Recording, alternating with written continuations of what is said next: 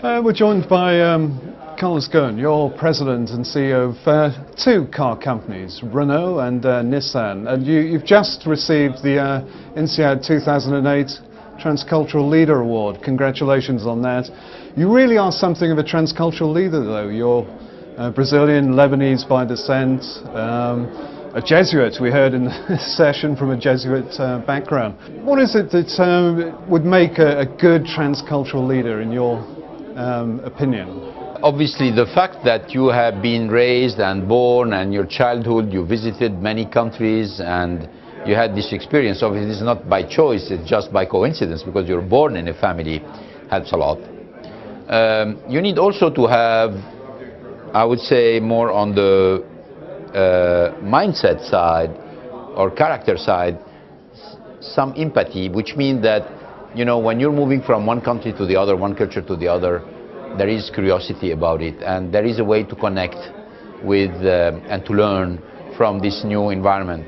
You were saying that people should love the country, respect it anyway. But if you have to work, and particularly do something significant in a country, it's much easier if somehow you're connected to the country and you like the country and you respect the people and you're curious about the culture. It makes a big difference, because, you know, people in the country working around you can notice this.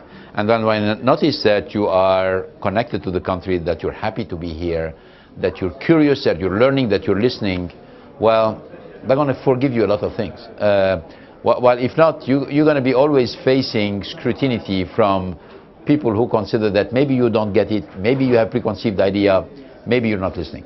What was your approach when you went to Japan? Because you have learned some things about the culture. You were telling a story about how you were told that you should go into the elevator first before women.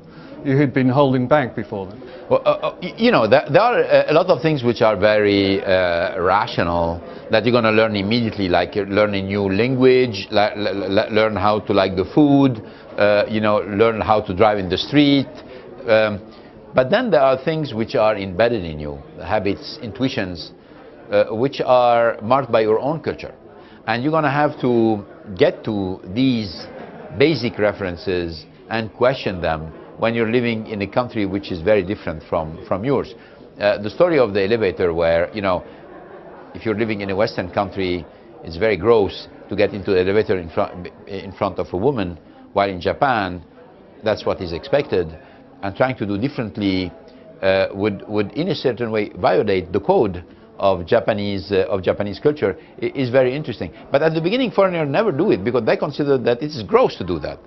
Well, until you understand that you're going to have to live in Japan like Japanese, and it's very different from if you were living in France or living in the United States. You're still fighting, struggling with your preconceived idea, and you're not opening up and accepting the country, the new country where you're living or you're working, as it is. Japan is very different, though. How did you adapt to Japan? You know, again, I wanted to learn a lot from Japan. It was my first experience. It was a completely different culture. I didn't know a lot about Japan, so this mixture of curiosity, willing to learn, but at the same time wanting to make a contribution, wanting to, in a certain way, make a difference, helped me a lot. Obviously, I had the opportunity to be, you know, going to Japan in order to help revive an icon of the Japanese industry. But at the same time, it was not only about a job to do, it was also a new culture to discover.